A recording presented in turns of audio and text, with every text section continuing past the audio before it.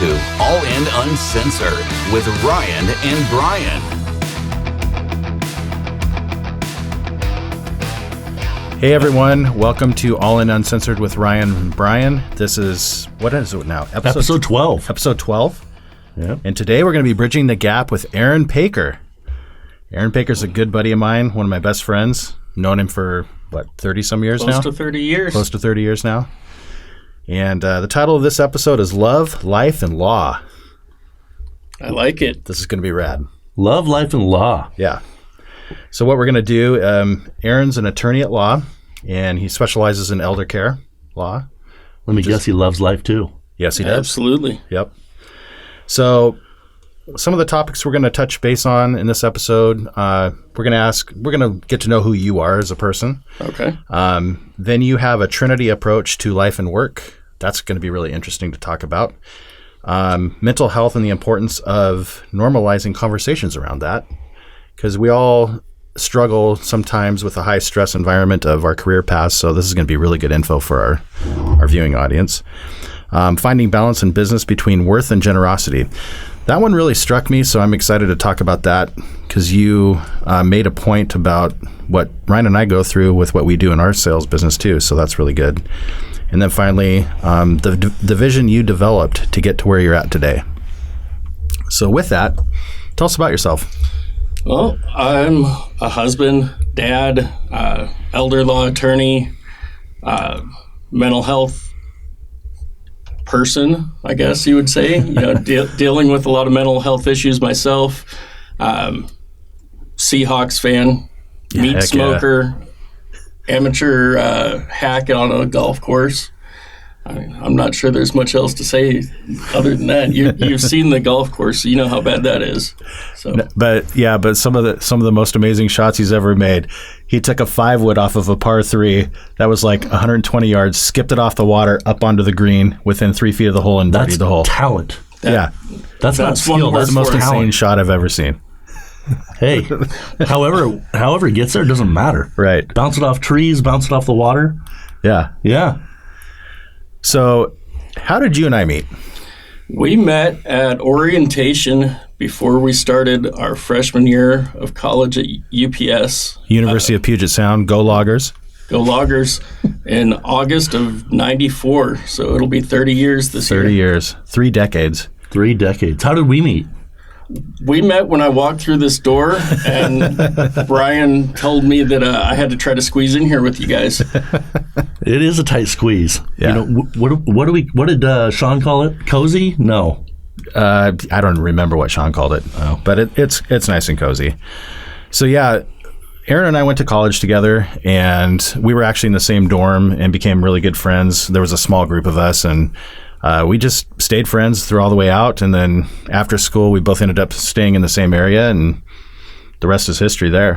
I mean, one of my best friends in life, and we're excited to have him on the show today. I'm really excited to have you here. The only person other than my wife who's ever put up with me this long.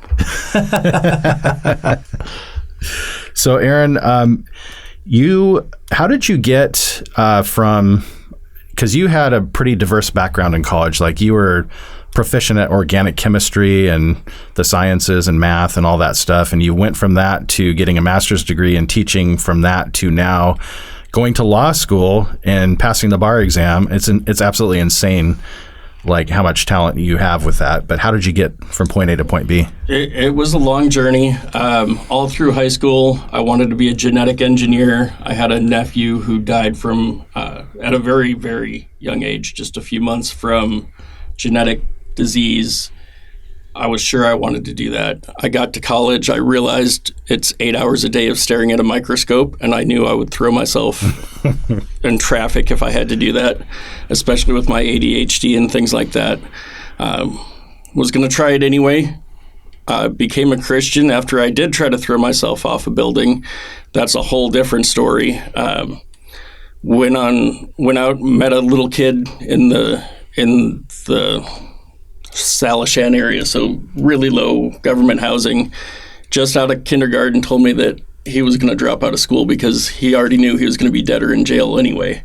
In kindergarten? He had just finished kindergarten. That fall, I changed my major, I kept my major. I dropped my minor, started taking prereqs, and became a teacher. Did early childhood for 14 years, 5 years special needs.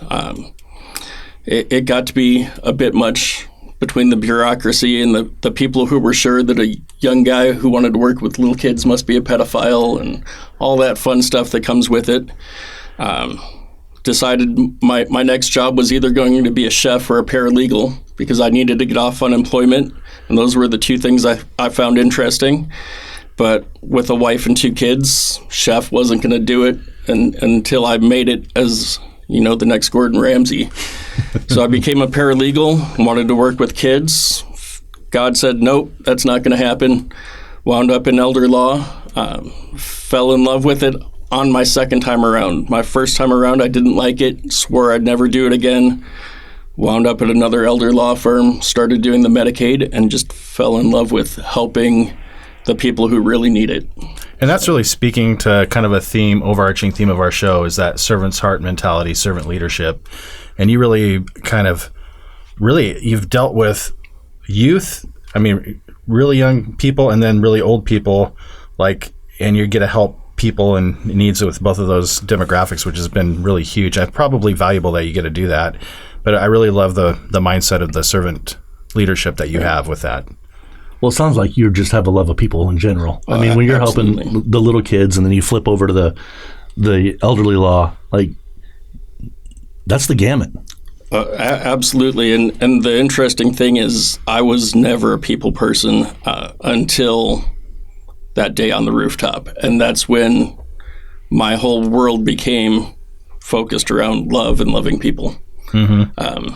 And that's kind of what that whole Trinity thing is. I don't know if we're ready to get into that, but go for it. Yeah, go for it. For me, I struggled a lot. I became a Christian late in life. People are talking about this 3 gods one God and 3 people, and none of it made any sense to me. I couldn't figure it out. I tried relating it to how I'm a father and a husband and a business person and a friend, and I have these different roles I have to play. And that didn't really feel right, though, because it's me trying to change who I am to fit the situation. And with God, it's each of the 3 is a perfect wisdom and love and guide and all these things. But there's the overarching Father, there's the interpersonal Jesus interacting with people, and then you got the Holy Spirit that's the intrapersonal guide to how you deal with things when you're not around people. And so I started thinking, how does that relate to my life? And my core value is love. I had always felt like I was unlovable. I didn't love myself. Nobody else could love me. And then God loved me. And I started to realize it's my job in life to love on people. So I took that idea of a Trinity and how can I relate that to my core values? So I have, the Jesus aspect, the interpersonal is love everyone. If I'm going to interact with somebody, I'm going to treat you with respect. Even if I disagree with you, I'm going to argue with you, but I'm going to do it respectfully. I'm not going to call names. I'm not going to shout you down. I'm not going to try to put you in tears. I'm going to treat you the way I would want to be treated. And then I'm in a BNI group. I learned giver's gain. So that's how I do the intrapersonal. How am I going to build my business? I'm going to give to other people, and eventually it will come back to me.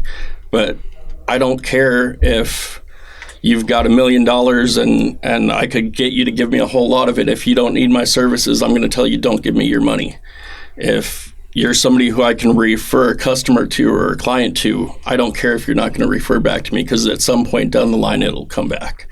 So that's the second piece of that Trinity. And then the overarching, this is the whole universe, the Father aspect it's a African word, Ubuntu, and it means I am because you are, or I am me because you are you and we are we. And it's the idea that each of us, who we are as a person, is created by all the people we interact with.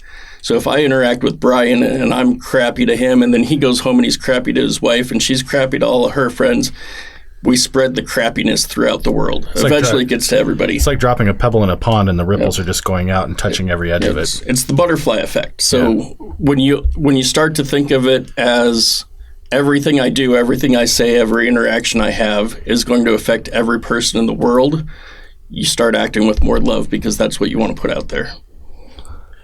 That is rad. Well, what hits me there is, you say if you're bad to Bryon, but the opposite is also, if you're great to Bryon, he goes home and treats his wife, and his wife treats her friends, and like the same ripple effect happens negatively or positively, and that's huge. I also love what you talked about with the giver's gain. I just read a book. It's called 24/7. It's a mortgage book, and the guy talks about take your clients and go deeper with them. Do they have a will attorney? Do they have a will set in place? Well, now you're going to be a homeowner. For first-time homeowners, you're going to be a homeowner. Let's make sure that you're set up in case anything happens. Do you have a CPA? Yes, you do have a CPA. Rate them on a scale of 1 to 10. If they're not an 8, 9, or 10, would you take a referral? If they are an 8 or 9 or 10, I'd love to talk to them because I would love to send people their way if they're taking clients.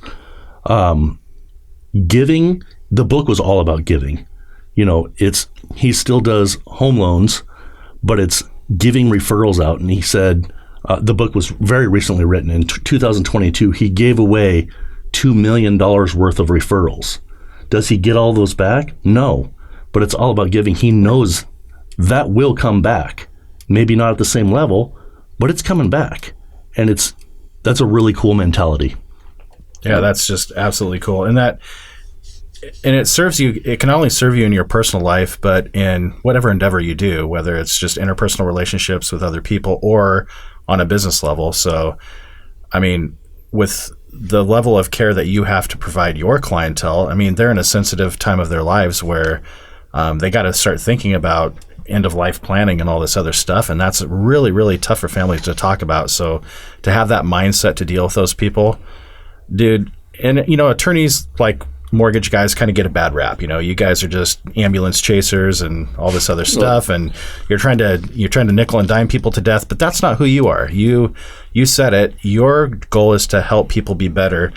And I kind of think that speaks a little bit, and I mean, we're going to jump around a little bit, but finding the balance between worth and generosity. So because I know you're like a very giving person, but how do you also avoid not going broke by being so generous?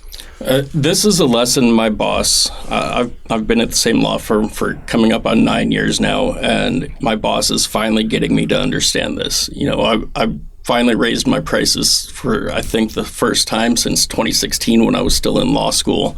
And constantly I'm meeting with these people. I'm saving them hundreds of thousands of dollars, sometimes $1 million, $1.5 million. And I'm giving them discounts because I feel bad about charging half of what other attorneys that do what I do charge. And he finally got me to understand, if the people I'm saving that much money for pay me what my work is worth, then that frees me up to have the ability to do pro bono work or discounts for the people who can't afford what I do.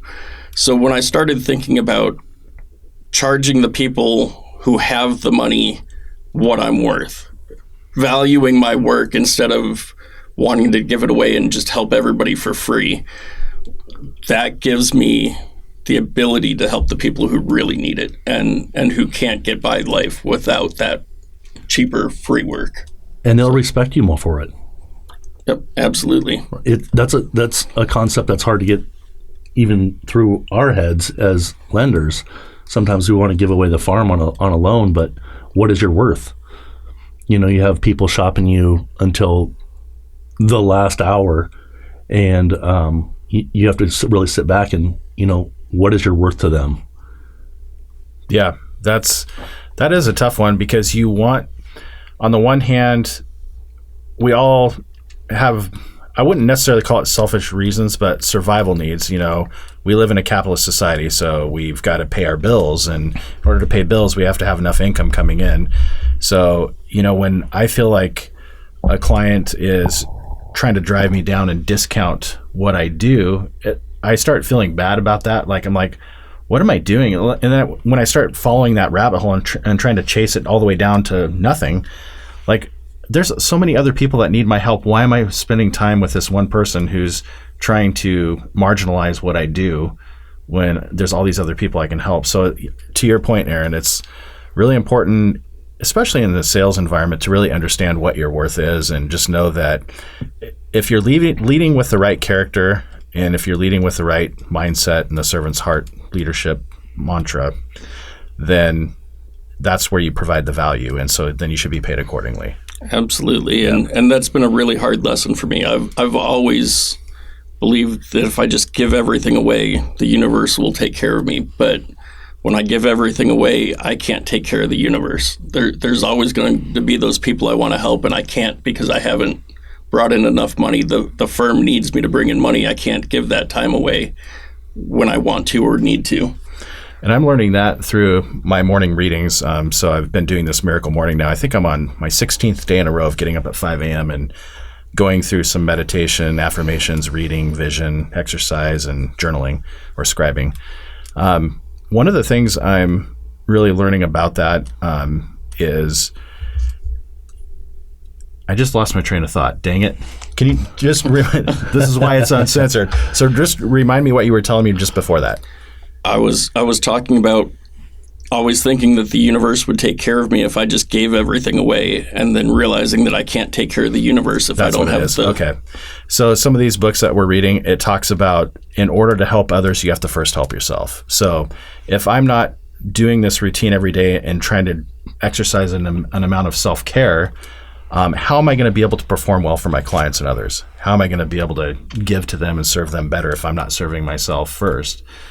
And it kind of seems counterintuitive, because initially I thought, man, I'm being selfish by prioritizing myself first. But really, that's really important to do that, because then that just sets you up for the rest of the day to be able to be a benefit to others. Get your mind right and your grind tight. Yeah. Can't get your grind tight unless your mind's right. Yeah. So speaking of self-care, you did touch on mental health and the importance of normalizing conversations around that. Can you speak more to that? Yeah, absolutely. So I grew up undiagnosed, unmedicated, bipolar, ADHD, OCD, or as I like to call it, CDO, which is alphabetical the way it should be. And a big part of why it was never diagnosed or treated is because I didn't want to be a burden on my family. I didn't want to admit that I had these issues that made me less than everybody else. And so the stigma of you don't talk about it, you don't admit it, you don't show it, you find a way to hide it, got me to the point where when I finally became a Christian at 21, trying to jump off of a 9-story building, that was already about my 12th attempt at suicide. I had absolutely no value for myself or anybody else. And so much of that was because I couldn't talk to anybody about it, because I didn't want to be a burden on them. I didn't want them to think less of me. So I make it my mission to get out there and talk to people about my mental disabilities and my mental illness and the meditation and the things that I've done. And as stress builds as an attorney, which I've heard the only people that are more likely to have addiction issues and mental health issues than attorneys is entrepreneurs like you guys. Good luck with that. Thanks. Thanks, man. But there's so many people, I read a statistic that something like 70% of attorneys say that the stress of the job negatively impacts their mental health. But 95% of them say that the stigma is so great they would never admit to their own struggles. Mm-hmm. Dang. And if you don't talk about it, you don't get the help you need. So I get out there and I start talking to these groups, and I tell them, when I interview for a job, I'm very upfront. I tell people I've got these things, I'm dealing with them, but I might need a mental health day once in a while. I might need you to put up with me being a pain in your butt because I'm in a bad mood and I'm angry and I'm having all these anger issues, and you're going to have to deal with it if you want me to work here. And, I get asked, well, why would you tell them that? You're not going to get the job. And my response to that is, when I hit it, I was on the top of a building looking for an answer 9 stories down. And no job, no boss, no paycheck is worth more than my health and keeping me off of that building. I would rather have a crappy job and a crappy paycheck, but know I'm going home to my wife and my kids, than have a great job with a great paycheck and have them find me at the bottom of the building. Yeah, so that support around you, not just from home and your friends, but having that support in a work setting is really important too. Absolutely. Yeah. So that's, kudos to you for bringing that awareness to those around you. I think that's just a huge thing. And it doesn't, there is a stigma about that, I think Ryan and I have started opening up to each other more and more. Like, there'll be days where I say, like, dude, I'm just having a crap day today. Like, today. Yeah. Today we felt like we're both herding cats today. It's just, it comes in 2s and 3s, and, we've just had to find a way to laugh about it. But we're like, you know what? We've got Aaron coming in to do a podcast show. All that other stuff doesn't matter. So it's, in a way, this is kind of like hitting the reset button with you today. So you're pulling us out of a slump, honestly. Good to hear. Had a flat tire this morning, got to the office, found out, pulled my laptop out of my bag. I had my son's laptop. Can't do any work here. But we have you. And honestly, that's really exciting for me, and I know it is for Bryon. Yeah, absolutely. Yeah, I've been wanting to get you on the show ever since we started it, so I'm glad we're able to. So how did you go? I mean, you touched on it a little bit. So how did you have the vision? You talk about, going from the vision of wanting to get into law and identifying elder care law. How did you go from being a paralegal to working full-time, being a full-time dad and husband, going to night school and passing the bar at the top of your class, and then actually tell us a little bit too about some of the awards you've recently received? So it really wasn't a choice that I could make. I found out pretty early on as a paralegal that I am not a good paralegal. As soon as I decide I know more than the attorney supervising me, I am not good at being instructed, especially when they're giving me bad advice or they don't want to listen to my advice. Same reason I never could have gone in the military. I would have mouthed off to the wrong person and never been seen again. So I had this background, though, of trying to manage my mental health. So I knew how to make myself go manic. I knew how to make myself calm down in rough situations. I never sleep. I'm up to 5 or 6 hours of sleep a night now, which is 5 times what I got back in college. So getting through it wasn't hard from the aspect of what am I going to do with no sleep? I'd get up at 4 a.m, go work a 7 or 8 hour shift at the law firm, go up, do law school until 9, 10, 11 o'clock at night, 40-mile drive home, help with chores and homework, and see my kids sleeping. I didn't see them awake from Sunday night until Friday dinner for the first couple of semesters. But I knew how to amp myself up. I knew that nothing that law school threw at me would be worse than things I'd already gone through in my life. There was nothing that was going to be harder than what I'd already overcome. So, I actually felt worse for my wife. She was the one trying to be a working single mother while I was gone all day, every day. But your wife Kendra is a saint, by the way. She's put up with me for close to 25 years now. She's got to be a saint. And she went to college with us too, by the way. Oh, great. Yeah. But, this is one of those other things, I talk about the negative things that come with mental illness can also be turned into strengths. With my ADHD, I wasn't on any medication when I was studying for the bar. And at one point, I remember sitting at my kitchen table or dining room table, my daughter, who was 8 and has recently been diagnosed with ADHD, is sitting on my lap, bouncing up and down, having me comment about the My Little Pony show that she's watching. And I'm playing Candy Crush on my phone. And my bar study program is playing a video at 3 times normal speed. Yeah. And that's how I studied for the bar. And I wound up in like the 90th or 97th percentile of scores for the bar because my brain focuses on that many things at once. And so all of these things that people tell me, you're less than because you've got this ADHD, you can't focus. I can focus just fine. I can either hyper-focus on one thing or I can observe every single thing going on around me all at once. And still learn. So that was the only way I got through the bar exam. When you're 40 years old and you're getting 2 or 3 hours of sleep at night, you don't function unless you can function universally all at once. Yeah. So, and then you went from passing the bar on your first try, at the top of your class to now you're a partner in your firm. I'm a partner in the firm. I manage all of our Medicaid planning, all of our probates, the really happy times in people's lives. I wrote a book on Medicaid. I've given away about 1,100 free copies in the last year and a half.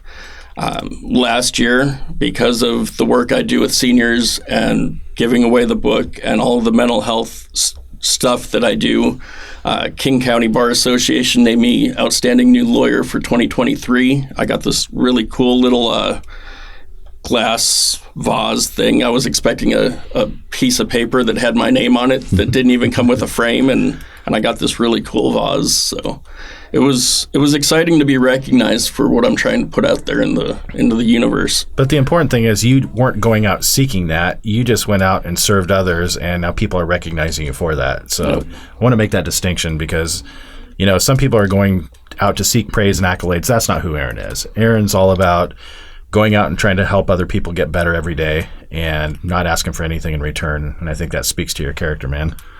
I'd like to dive a little deeper in the self-awareness because I think so many people struggle with being self-aware. You named a bunch of different things. You've struggled with ADHD. How did you make that switch of, you talked about even being young. Where did that come from, your self-awareness? I think a lot of it, as I become a parent, I realized my older siblings weren't the demons I thought they were when I was little. But as the little kid that was 5 years younger than the youngest of my older siblings, it seemed like everything they were doing was adding stress to my parents. And so no matter how crazy I was outside of the house, at home I had to be the perfect child so I wouldn't add stress to my parents. So early on, all the little weird things that I was noticing, they only happened outside of the house. And the only way to do that was to find a way to shut it off when I got home. And then as I got older, starting in probably 4th or 5th grade, I was getting in 3 to 5 fist fights a week at school, all the way through high school. But I could shut it off when I got home. I would just shut down the emotion, shut down the anger. I'd be fine until I left the house again. Then I got to UPS, 30 years ago, and I realized if I'm getting in 3 to 5 fights a week in college, I'm going to be in jail. So I had to find other ways to deal with it. So it started out, instead of hitting people, I hit brick walls and dislocated all my fingers and put them back in place.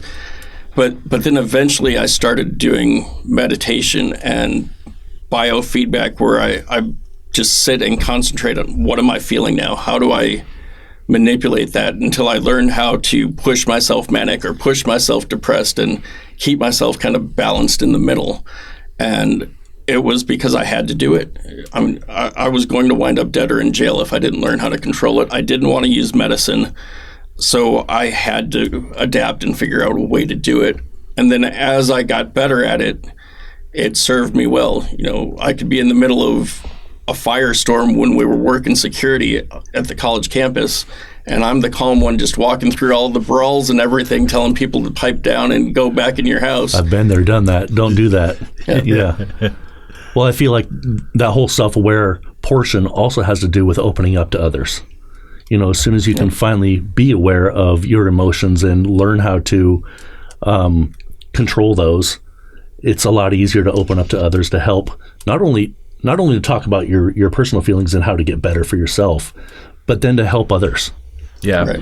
Yeah, I think that comes down to that emotional intelligence. My coach has been working with me on this, and dude, yeah, like when you start like really like doing a deep dive on that part of yourself, that's, it can be a sensitive topic, but I'm really glad that you're bringing that up in this show because there's a lot, I'm sure everybody to some degree struggles with some form of depression or mental illness, and the fact that you've been willing to open up on the show about that is huge, man.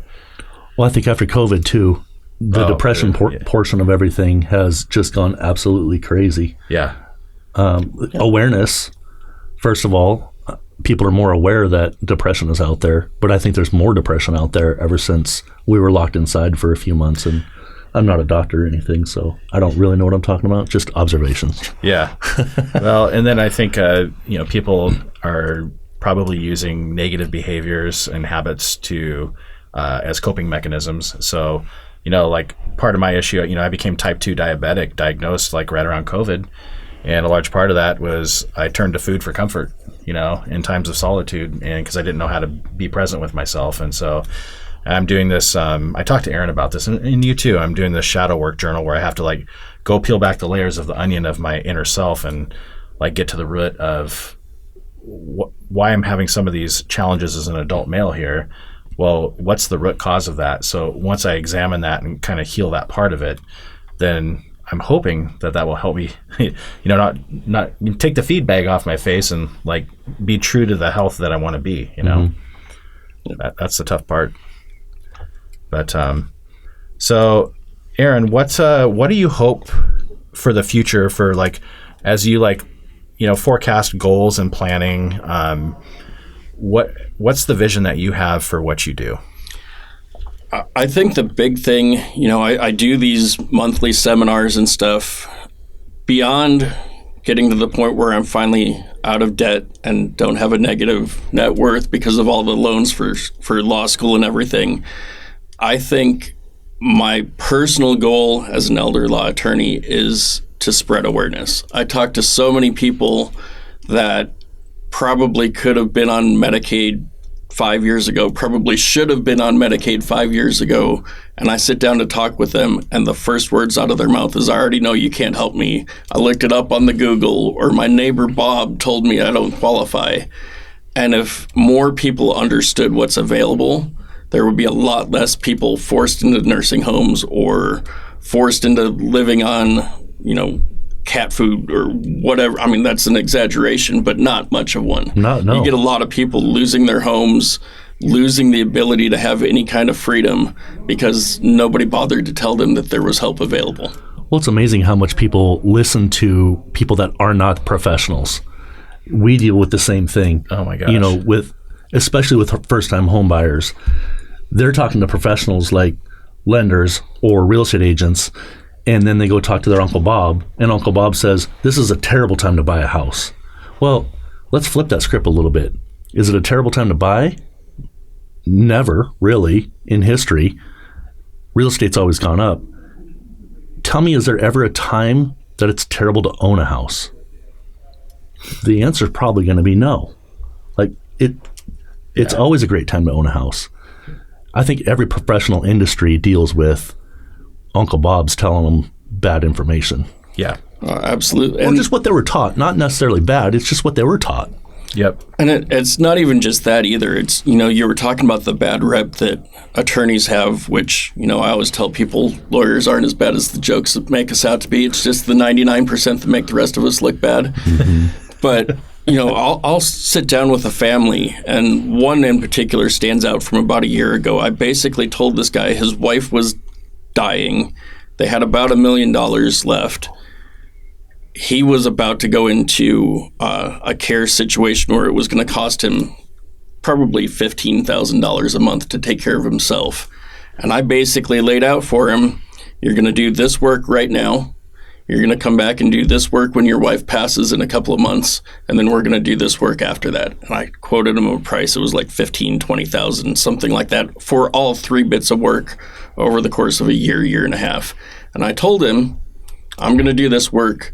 That $1 million you have, you're going to protect 100% of it other than what you pay to me. And his daughter said, that's way too expensive, Dad, we're leaving.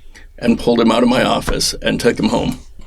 Because I was asking for too much. I was just trying to scam him out of his money. And you were going to save him like $15,000 a month. Yeah. Well, I was going to protect the full $1 million and then save him $15,000 a month every month for the rest of his life. Your fee is covered in a month and a half. Too much. Yeah. I was a scam artist, and Dad, we're going someplace else. I'm sure this got to be a scam.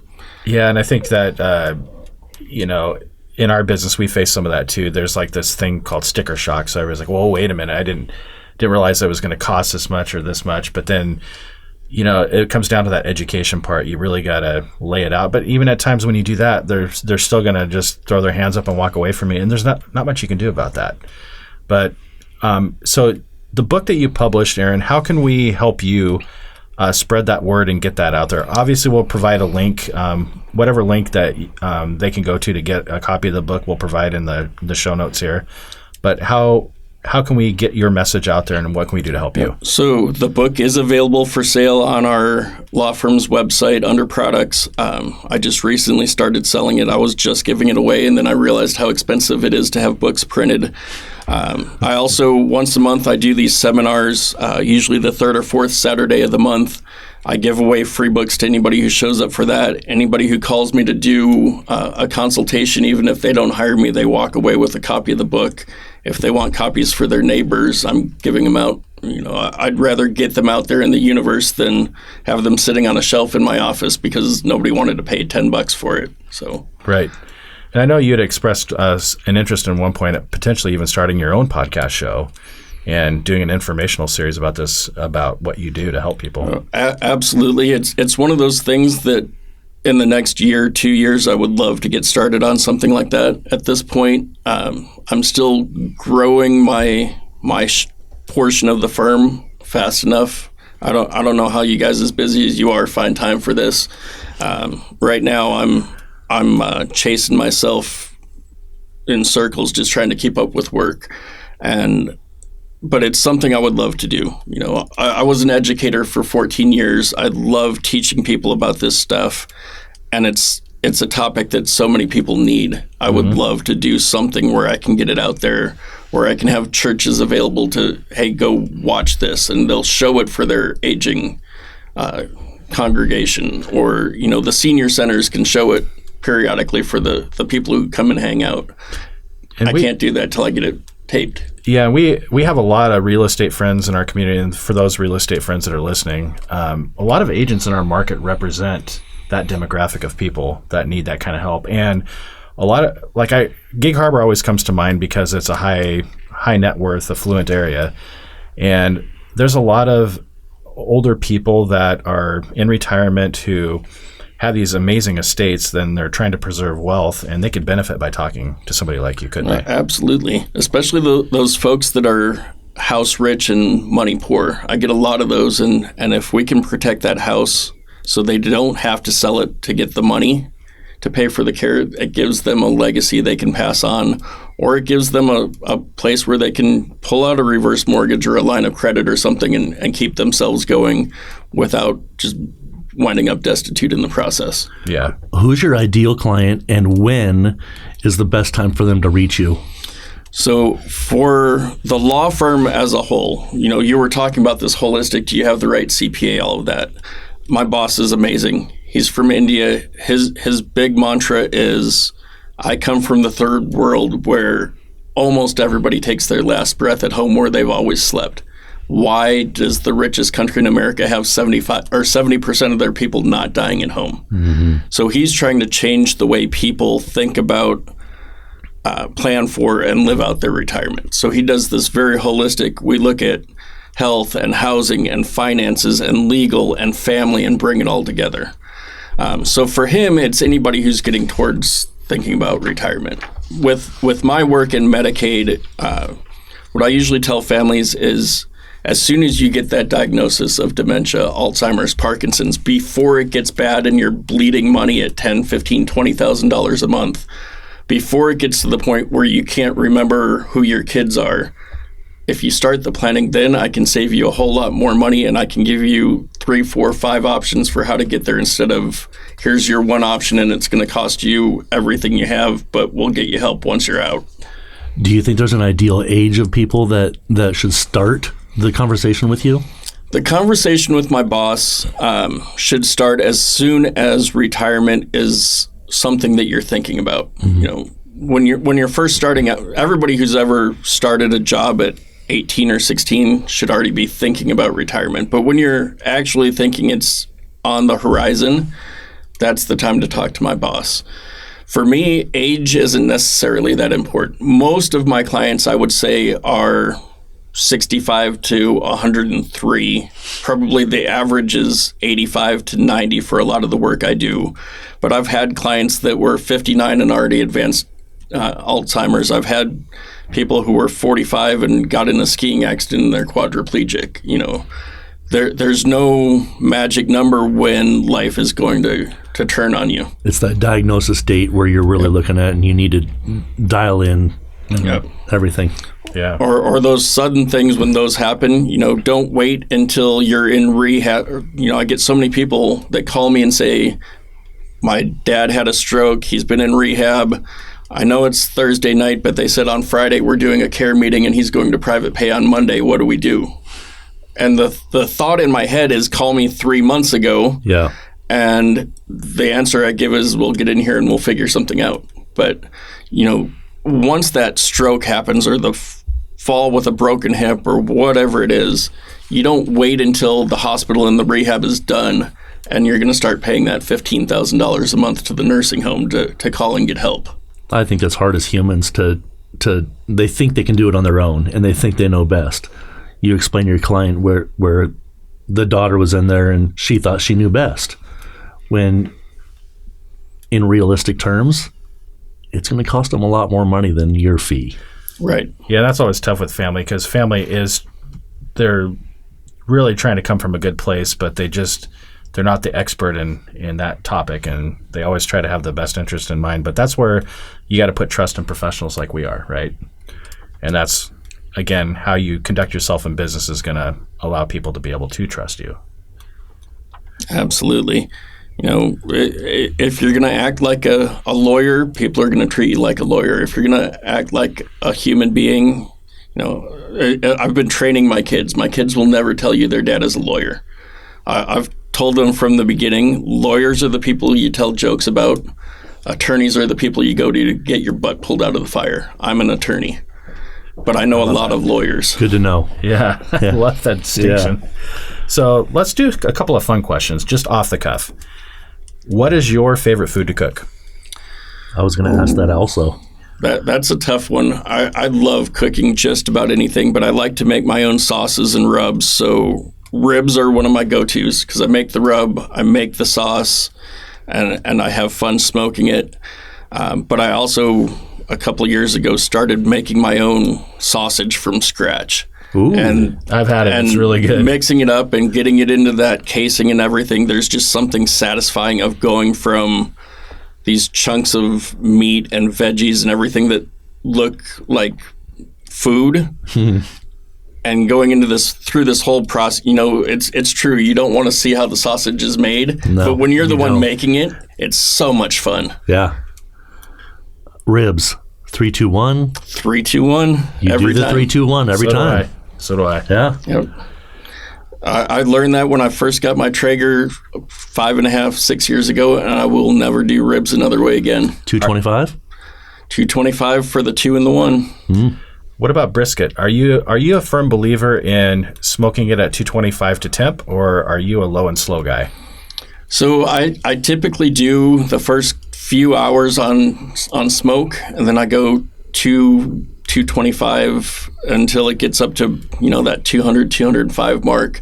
My tip that nobody believes me on until they try it, once it hits that, instead of pulling it off, resting it for a little while and smoking it, it goes in 2, 3, 4 layers of aluminum foil and then in a bunch of layers of towels, and it goes into a igloo cooler with the whole thing filled with towels, and I don't touch it for at least 5 or 6 hours.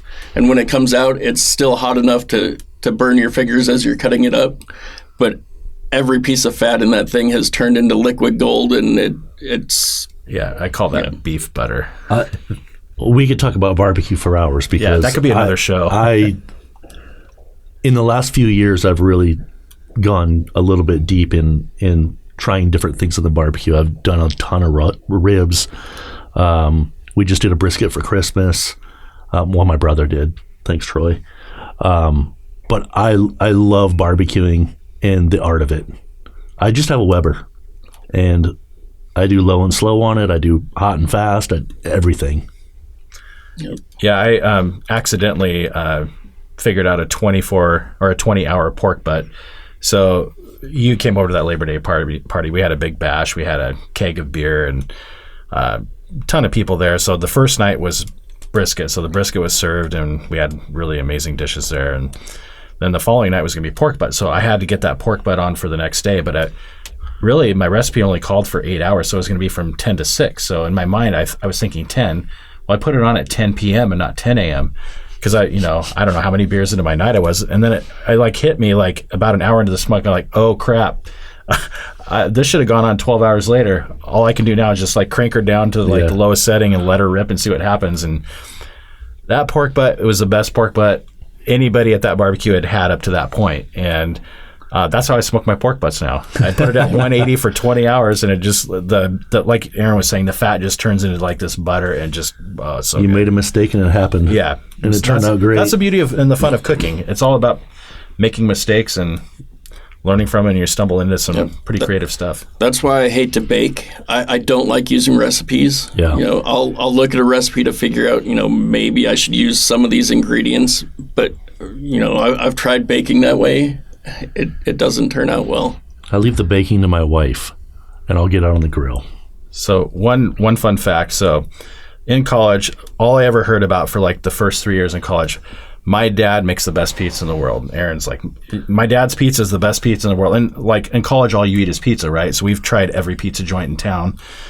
And he kept saying, my dad makes the best pizza in the world. And I'm just like, yeah, whatever, you know. His dad finally came out and visited, I think it was our junior year. Might have been our sophomore year. No, I think it was our junior year. He came out and he made his pizza, and it was like from scratch, like the dough was from scratch and everything. And it was like a deep dish and loaded with toppings. It was the best pizza I ever had.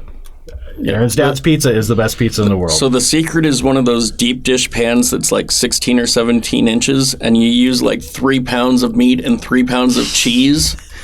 So, I mean, it's a heart attack in a pan, but it's just meat and cheese and the sauce at the bottom. And, you know, It's amazing. you eat a slice and you feel like you just ate 6 or 7 large pizzas from any place. He cooked one pizza for like a group of college guys. I'm like, there's no way this is going to feed us. And How does he cook it?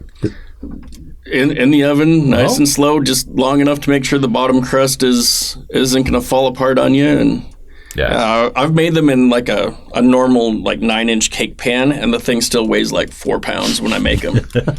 It is just a meat and cheese pie. Have you done a pizza on the Traeger? I have done pizzas on the Traeger, par baking the crust on the Traeger, topping them and putting them back out there. The one you got to try though, chocolate chip cookies on the Traeger. Oh, really? Chocolate chip Smoked cookies chocolate. on the Traeger. You got to be careful. The edges of the Traeger get hotter than the rest. You wind up with some burnt cookies if you're not careful. But you smoke them on there, and then you hit them with a little bit of sea salt at the very end. wow. The newest thing that I just found is smoked cream cheese. I haven't tried cream cheese. Oh, it's perfect to bring for a party if it's a potluck type of thing. I brought one to a party over New Year's, and I just put little scores on the top, and everybody thought it was halibut. They're like, is that halibut? I'm like, oh man, I can't wait till they taste it. And then they taste it, and they're like, definitely not halibut. Everybody loves it. Just put your favorite seasoning on top, $2.25 for 2 hours, which you'd think it would just turn into a mess, but it just kind of opens up those scores and smoked cream cheese. I'm getting hungry just talking about this stuff right now. This might, who knows, we might have an inspired like rib cook-off, an all-in uncensored rib cook-off. Get enough guests on here that I'm are down. foodies. I'm in. I'm going to whoop everybody, but I'm in. Yeah. Game on. So, Aaron, we want to thank you for being our guest on the show today. And, you know, to recap, you know, embracing the love. And what did you say the giving thing was? It was giver's gain. Giver's gain. And then Ubuntu. And those philosophies that's what's going to allow you to thrive in what you're doing. And we couldn't be more excited to partner with you on this and have you as a guest on our show. Awesome. Thanks for having me. Appreciate you coming on. Nice to meet you. It's another great day. It's another great day. It is another great day.